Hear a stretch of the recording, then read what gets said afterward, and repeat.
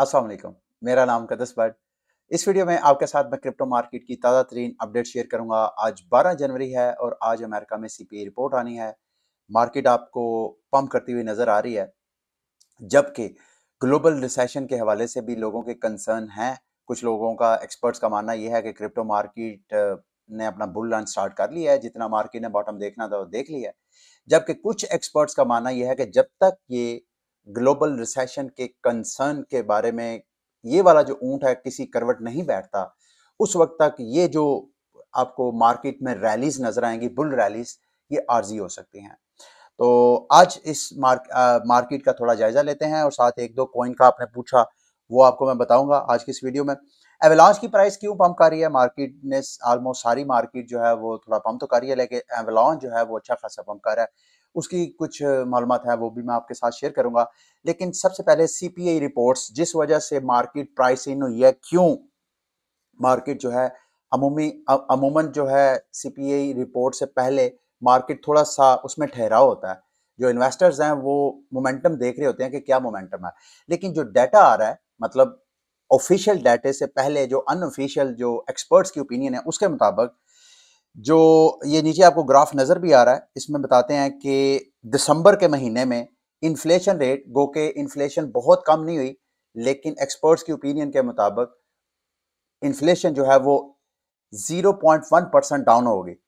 अगर ऐसा होगा, ये तो मंथ ओवर मंथ है ना, और ईयर ओवर ईयर जो है वो भी एक्सपेक्ट की जा रही है कि 7.1% से डाउन होकर 6.5% होगी।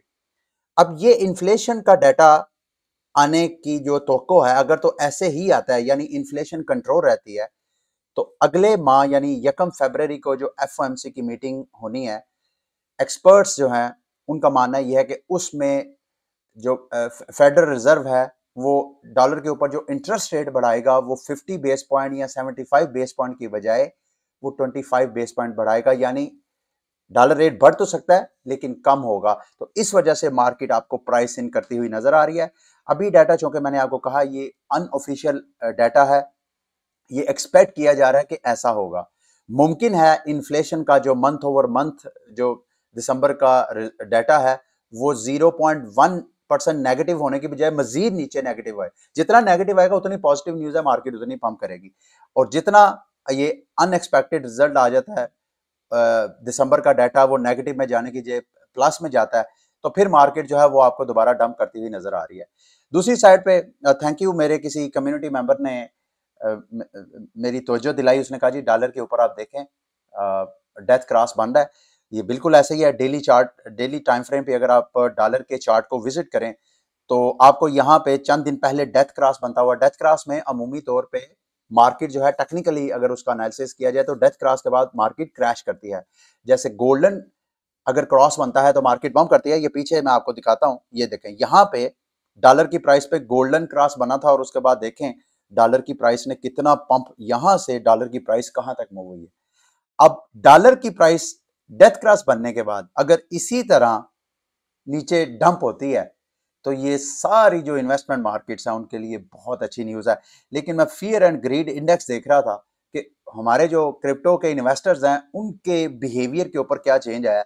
तो बहरहाल कोई बहुत ज़्यादा इंप्रूवमेंट नहीं नजर आई। अभी भी इन्वेस्टर, जैसे मैंने आपको स्टार्ट में भी कहा कि कुछ एक्सपर्ट्स का मानना यह है कि जो ग्लोबल रिसेशन के कंसर्न है वो भी ऑन हराइजन है। कुछ एक्सपर्ट्स का मानना यह है कि इस साल में जो रियल आपको शॉक्स हैं इस ग्लोबल रिसेशन के वो आपको नजर आएंगे। तो इसी वजह से बावजूद इसके कि मार्केट में अच्छी अच्छी न्यूज आ रही है, इसके बावजूद आपको फियर एंड ग्रीड इंडेक्स जो अभी भी रेड नजर आ रहा है, यानी फियर के दायरे के अंदर है। फियर एंड ग्रीड इंडेक्स जो है, जो इन्वेस्टर्स हैं उनके बिहेवियर के, क्या वो फेयरफुल हैं या कि वो ग्रीडी हैं। ग्रीडी में मार्केट से आउट होना चाहिए और फियर में मार्केट में इन होना चाहिए। ये एक जनरल प्रिंसिपल है। अच्छा जी, एवलांच की प्राइस का थोड़ा सा चार्ट पे जायजा लेते हैं। यहाँ से एवलांच की प्राइस ने यहाँ से 2-3 दिन से पंप करना शुरू किया, जो कि 2-3 दिन से मार्केट जो है वो रैली पकड़ रही थी। तो सबसे पहले तो एवलांच ने, अगर आप मुझे इजाजत दें, तो ये वाला जो अपना डिसेंडिंग ऑर्डर था चार्ट पे, ये अपना फॉलिंग जो पैटर्न था, इसको पहले एवलांच ने क्रॉस किया। अच्छा, उसके बाद ये वाली रेजिस्टेंस थी, ये वाली प्राइस जो थी, अगर आप मुझे इजाजत दें मैं प्राइस टैग लगा भी देता हूं।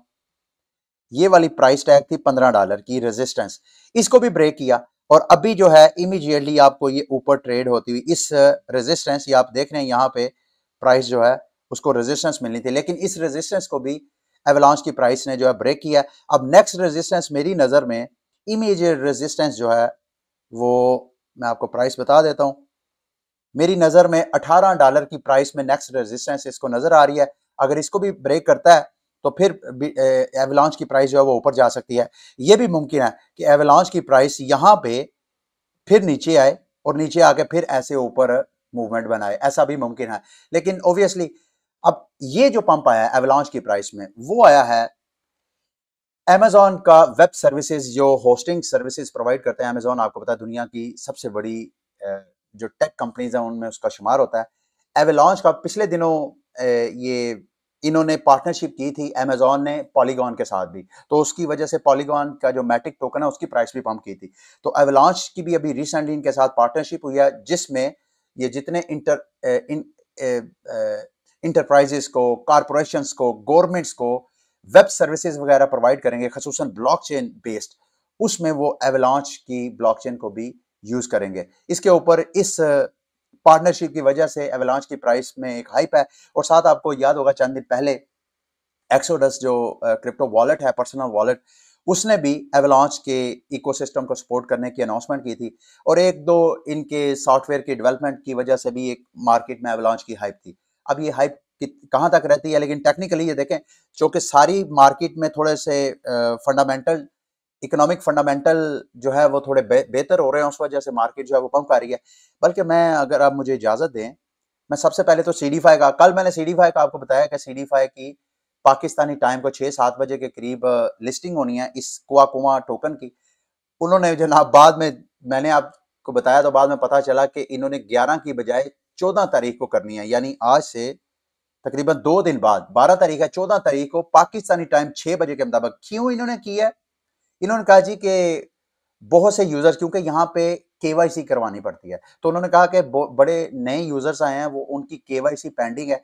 तो जो टीजीई है, टीजी किसको बोलते हैं, टोकन जनरेटिंग इवेंट, इसका अगर आप मुझे इजाजत दें तो वो 16 तारीख है। उन्होंने कहा जी 16 तारीख जो इसके टोकन की लिस्टिंग है वो हम चेंज नहीं करते, लेकिन आईजीओ की डेट उन्होंने थोड़ी आगे एक्सटेंड कर दी है। 14 तारीख को आप यहाँ पे CD5 में पार्टिसिपेट करेंगे। CD5 में टोकन की तरफ देख रहा था कि इनका जो टीयर सिस्टम है CD5 का, उसमें टोकन जो है इनका अच्छा खासा फिर पहले क्रैश किया था, लेकिन इस आईजीओ की हाइप की वजह से ये देखें, यहाँ से पिछले चंद दिनों से ये अपनी कैंपेन कर रहे थे और इनकी टोकन की प्राइस जो है 78 सेंट से बढ़ के फिर 97 सेंट जो है इसकी प्राइस पंप की है। मेरा ख्याल है इसको आप लॉन्ग टर्म भी सेव करना चाहें तो कर सकते हैं, लेकिन अच्छी तरह इसकी ड्यू डिलिजेंस कर लीजिएगा। जो CD5 का S1 टोकन है, क्योंकि इसके भी टोकन जो है वो लॉक टोकन काफी ज्यादा इसकी क्वांटिटी है, ये टोकन भी अनलॉक होते हैं। तो ये ना हो कि आप इस प्राइस पे बाय कर लें और जो है मार्केट जो है उसके बाद क्रैश हो जाए। वैसे तो ओवरऑल मार्केट में थोड़ा मोमेंटम बढ़ा हुआ है। आज की सीपीआई रिपोर्ट इस पूरे महीने की मार्केट मूवमेंट के बारे में आपको आगाह करेगी। अगर तो सीपीआई रिपोर्ट, ऑफिशियल रिपोर्ट जो है वो पॉजिटिव आती है, मार्केट पंप करती है, तो पूरा महीना आपको कोई, अगर कोई बैरिश न्यूज वगैरह नहीं आती तो मार्केट आपको पंप करती हुई नजर आएंगी। सारे आल्ट कॉइन, सारा बीटीसी मार्केट आपको पंप होती हुई नजर आ सकती है। तो अगर सीपीआई रिपोर्ट नेगेटिव आती है तो फिर ये वाली प्राइसेस भी नीचे डंप होंगी। और अगर आपने एस फंड टोकन बाय करना है अपने टीयर को अपग्रेड करने के लिए, एलोकेशन बढ़ाने के लिए, तो आप नीचे यहाँ पे इंतजार कर सकते हैं ताकि एस फंड की प्राइस नीचे क्रैश करे, नीचे से बाय करें। अच्छा, बीटीसी की प्राइस कल मैंने आपको बताया जी कि ये वाली रेजिस्टेंस पे आपने सेल ऑर्डर का रिस्क अगर लेना है तो वो ले सकते हैं। मैंने क्यों कहा था, मुझे अगर आप इजाजत दें मैं लोअर टाइम फ्रेम में जाके आपको बताता हूँ कि मैंने आपको कल क्यों मशवरा दिया था। अभी भी वैसे वो रेजिस्टेंस अपनी बना के रखी हुई है। देखें यहाँ पे ब्रेकआउट हुआ तो है, लेकिन वो फेक ब्रेकआउट है, अभी भी प्राइस जो है वो नीचे ट्रेड हो रही है। आई डोंट नो क्या आगे मूवमेंट होगी, लेकिन मैंने क्यों कहा था, क्योंकि मैंने यहाँ पे बेरिश डाइवर्जेंस देखी थी।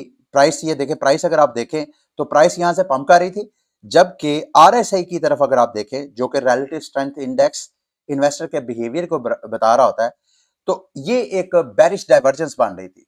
तो उस वजह से मुझे ऐसे लग रहा था कि यहाँ पे सेल ऑर्डर लेना चाहिए था। अब चूंकि ये वाली जो बेरिश डाइवर्जेंस है ये इनवैलिड हो गई है, मार्केट ने फिलहाल इसको जो है क्रैश ब्रेकआउट करके मार्केट ऊपर चलेगी है, तो अब मैं आपको रिकमेंड करूंगा कि आप अगर तो आप सेल ऑर्डर ले चुके हैं ऑलरेडी या लेने का इरादा रखते हैं, क्योंकि ये मार्केट ऑलरेडी रेजिस्टेंस को पहले से ही टच करके बैठी हुई थी। अगर आप मुझे डेली के टाइम फ्रेम में मैं जाऊं तो अच्छा ये देखें ऑलरेडी इस रेजिस्टेंस को ब्रेक कर चुकी है, लेकिन आपको मैं फिलहाल रिकमेंड नहीं करूंगा कि इस पे ले। उसकी वजह एक तो बेरिश ये जो डाइवर्जेंस है ये इनवैलिड हो गई है, और दूसरा आपको जैसे मैंने स्टार्ट में कहा कि मैक्रो इकोनॉमिक्स थोड़ी सी चेंजिंग है मार्केट में, ऑलरेडी एक अच्छा पॉजिटिव रुझान है, मार्केट ने एक रैली पकड़ी हुई है, तो उस वजह से मैं आपको रिकमेंड नहीं करता। हाँ, आप सीपीआई रिपोर्ट के ऊपर नजर रखें, अगर तो नेगेटिव आती है तो फिर आपका सेल ऑर्डर जो है वो यहाँ पे बन सकता है, फिर आप सेल ट्रेड वगैरह ले सकते हैं। आगे आते हैं जी, अच्छी अच्छी न्यूज है मार्केट की। एफटीएक्स अभी इनके लॉयर्स जो है आपको पता है बैंक्रप्सी का अदालत में उसकी प्रोसीडिंग्स हो रही हैं, तो उसमें पता चला लॉयर्स ने कहा एफटीएक्स के कि एफटीएक्स के पास जो लिक्विड एसेट्स हैं उनकी वैल्यू तकरीबन $5 बिलियन के करीब है। लिक्विड एसेट जिनको वो मार्केट में सेल करके, जिनको यूज करके बैंक्रप्सी की या जो उनके ऊपर लाइबिलिटीज है उन लाइबिलिटीज को कम कर सकते हैं, यानी जो एफटीएक्स के यूजर्स हैं जिनके फंड्स वहां पे बेचारों के फंसे हुए थे उनको वो पे बैक कर सकते हैं। ये 5 बिलियन तो लिक्विड एसेट्स हैं, अभी इनके इनलिक्विड एसेट्स कितने हैं वो मुझे मालूम नहीं है लेकिन माफ कीजिएगा, इन बहामास में भी इनके कुछ क्रिप्टो एसेट्स जो थे वो कस्टडी में बहामा गवर्नमेंट ने लिए हैं, जो ज्यादा नहीं है, मेरा ख्याल है 200 मिलियन के करीब है। तो ओवरऑल मिला के ये एक पॉजिटिव न्यूज है। होपफुली ये जो सारे बिलियंस ऑफ डॉलर के फंड्स यहाँ से एफटीएक्स से निकल रहे हैं, ये फंड्स फिर यूजर्स को मिलेगी और मार्केट को थोड़ा रिकवरी मिलेगी। मैं सीएनबीसी ने दोबारा इंटरव्यू किया है सीजी का, और इस इंटरव्यू में सीजी ने भी अपनी ओपिनियन का इजहार किया कि एफटीएक्स का जो क्रैश मैं एक्सपेक्ट कर रहा था उतना क्रैश नहीं हुआ। मुझे ऐसा लग रहा है कि मार्केट मजीद एफटीएक्स के बोझ के नीचे नहीं आएगी, और साथ सीजी ने मजीद इस साल भी, पिछले साल भी सीजी ने क्रिप्टो जो जॉब्स थी वो ऑफर करवाई थी। तकरीबन 8,000 के करीब एम्प्लॉयज हैं सीजी के पिछले साल के डाटे के मुताबिक, और सीजी ने कहा कि इस बार भी वो 15 से 30% अपने जो स्टाफ है उसमें मजीद इजाफा करेंगे, क्योंकि आपको पता है क्रैकन, कॉइनबेस, ह्यूबी ये सारे अपने स्टाफ को कम कर रहे हैं, जबकि इनके जो राइवल्स हैं वो एक साइड पे अपने फाइनेंशियल क्रंच की वजह से, फाइनेंशियल क्राइसिस की वजह से स्टाफ को कम कर रहे हैं, और ये जो है ग्रो कर रहा है। और ये भी मेरा ख्याल है मार्केट के लिए एक पॉजिटिव और अच्छी न्यूज़ है कि भाई मार्केट का जो प्लेयर है उसको सपोर्ट कर रहा है। अच्छा जी, एक कल आर्टिकल लिखा मेडामास ने, एक नए किस्म का स्कैम है जिसको एड्रेस पॉइजनिंग स्कैम्स बोलते हैं। उसमें एड्रेस जो स्कैमर्स होते हैं वो क्या करते हैं, नॉर्मली ये उनको टारगेट करते हैं जो मतलब लोग अपने हिस्ट्री से एड्रेस को कॉपी करके, मिसाल के तौर पे अगर मैंने किसी एक खास जगह पे पेमेंट करनी है तो मैं बार बार उसकी जाके उसे एड्रेस मांगने की बजाय मैं क्या करूंगा कि ऑलरेडी चूंकि मैंने उसको एड्रेस सेंड किया तो मैं अपनी वॉलेट की हिस्ट्री में जाके उसका एड्रेस कॉपी करूंगा और उसको कॉपी पेस्ट मार के तो उसको पेमेंट सेंड कर दूंगा। ये नॉर्मली उनको टारगेट करते हैं। ये एड्रेस स्पूफिंग होता क्या है, हैकर स्कैमर्स जो हैं वो आपके एड्रेस की एक्टिविटीज को, क्योंकि आपके एड्रेस पब्लिक एड्रेस होता है, आप मेरा एड्रेस लेके मेरी सारी हिस्ट्री जो है वो वॉच कर सकते हैं। ये स्कैमर्स क्या करते हैं, आपके एड्रेस की हिस्ट्री देखते हैं और देखते हैं कि कहां पे आप ज्यादा पेमेंट्स भेज रहे हैं, उसका पब्लिक एड्रेस और एक अपना एक वॉलेट क्रिएट करते हैं, और वॉलेट एक ऐसी जगह क्रिएट करते हैं जिसके पहले 5-10 अल्फाज और आखिरी वॉलेट के 5-10 अल्फाज आपके उस एड्रेस के साथ मैच कर देते हैं जिस पे आप बार बार पेमेंट सेंड करते हैं। तो उस पे आपको पेमेंट सेंड, उसके थ्रू आपको पेमेंट सेंड करते हैं, और आपको चूंकि हम जब भी कभी पेमेंट सेंड करने के दौरान वॉलेट कंफर्मेशन की तरफ जाते हैं तो हम पहले और आखिरी वर्ड्स को हम सिर्फ वेरीफाई करते हैं कि ये सेम है, तो हम उसको सेम समझ के पेमेंट सेंड कर देते हैं। ये जो हेक्सा डेसिमल एड्रेस होता है, कोशिश किया करें इसको अवॉइड करने का। एक तरीका यही है कि जब भी आप पेमेंट सेंड करें बड़ी तसल्ली के साथ सारे एड्रेस को अच्छी तरह वेरीफाई, फर्स्ट से भी, हेड से भी, टेल से भी और मिड से भी एड्रेस को अच्छी तरह वेरीफाई करके फिर सेंड करें। और इससे बेहतर यह है कि जब भी आप पेमेंट सेंड करें पहले एक टेस्टिंग अमाउंट सेंड करें। मतलब किसी को आपने $100 की अमाउंट सेंड करनी है तो पहले उसको $1 $2 की सेंड करके देख लें। तो इस तरह आप अपने आप को इस तरह की एड्रेस से अवॉइड कर सकते हैं। किसी ने मेरे से DYDX के बारे में पूछा, DYDX भी अपने इस फॉलिंग जो पैटर्न था असेंडिंग डिसेंडिंग का, उसको उसने ब्रेक किया है और DYDX की प्राइस भी मेरा ख्याल है उसको जो नेक्स्ट रेजिस्टेंस है $1.63 पे नजर आ रही है। यहां से प्राइस मोस्ट प्रोबेबली बाउंस हो सकती है और अगर ये इसने इस तरह का पैटर्न बनाना है मार्केट के साथ, अगर पंप होती है तो मार्केट फिर इस वाली प्राइस को भी $1.63 को ब्रेक कर सकती है। अदरवाइज प्राइस यहां से नीचे आएगी। अगर यहां पे कंटिन्यूएशन नहीं होती है, ऊपर नहीं जाती है, तो फिर यहां से प्राइस जो है वो नीचे ब्रेक हो सकती है। ठीक है, DYDX ये एक डिसेंट्रलाइज परपेचुअल ऑफ चेन डेक्स है और अभी फिलहाल इथेरियम की ब्लॉकचेन के ऊपर ये डेक्स है। कॉस्मोस के इकोसिस्टम में अपने आप को ये अपनी वहां पे बाकायदा चेन डेवलप कर रहे हैं। तो इस साल DYDX की जो फंडामेंटल्स हैं वो बहुत स्ट्रांग हो रहे हैं, खसूसन अपनी चेन स्टार्ट करने की वजह से। तो DYDX एक अभी तक डेक्सिस में एक टॉप प्लेयर है, अच्छा प्रोजेक्ट है, बट इसके कंपिटिटर्स भी हैं मार्केट में। इन्वेस्टमेंट करने से पहले आपने रिस्क और अच्छी तरह ड्यू डिलिजेंस करके आपने DYDX के टोकन में इन्वेस्टमेंट करनी है। अभी तो खैर जितना प्राइस ने पंप किया है इस वक्त तो इन्वेस्टमेंट करना अच्छा फैसला नहीं है। यहाँ तो आप वेट करें, मार्केट दोबारा नीचे आती है तो आप यहाँ से ट्रेडिंग वगैरह आप कर सकते हैं टेक्निकल एनालिसिस करके। तो अच्छा जी, मेरे से किसी ने क्रीम फाइनेंस का पूछा कि सर क्रीम फाइनेंस का ये एक बारविंग लर्निंग प्लेटफॉर्म है और मेरा ख्याल है को 3-4 बार क्रीम फाइनेंस के ऊपर हैकिंग हो चुकी है। मैं इनका कॉइन मार्केट कैप में देख रहा था, इनकी जो ऑल टाइम हाई थी वो तकरीबन 314 $314 तक इसकी ऑल टाइम हाई बनी है और इस वक्त जो इसकी प्राइस है वो $12 $11-12 के ऊपर है। तो आप ये ऑल टाइम हाई से ये जो कई गुना नीचे डंप हुई है उसको ज़हन में रख के इसमें ना कर दीजिएगा। अब जाहिर बात है ये जो इन्वेस्टर ने पैसा निकाला है क्रीम फाइनेंस के टोकन से तो उसकी एक वजह है बार बार ये हैक हुआ है, स्कैम हुआ है। ये 21 मिलियन इसका मार्केट कैप है और तकरीबन मेरा ख्याल है 150 मिलियन के करीब ये हैक हुई थी अक्टूबर 2021 में। तो उसके बाद अगर आप अक्टूबर 2021 के बाद ये देखें, यहाँ से अक्टूबर नवंबर के बाद जब वो हैकिंग की रिपोर्ट आई उसके बाद इन्वेस्टर का इतमाद जो है इस टोकन की प्राइस से उठता गया और प्राइस नीचे ही क्रैश होती हुई नजर आई। तो मैं नहीं समझता क्रीम फाइनेंस को मार्केट में, और आपको बारविंग लैंडिंग प्लेटफॉर्म बहुत से मिलेंगे, आप वहां पे इन्वेस्टमेंट कर सकते हैं। ठीक है, ये थी आज की वीडियो, आज का बुलेटिन। उम्मीद करता हूँ कि आज का बुलेटिन भी आपके लिए इन्फॉर्मेटिव रहा होगा। अगली वीडियो तक के लिए मुझे इजाजत दीजिए। अल्लाह हाफिज।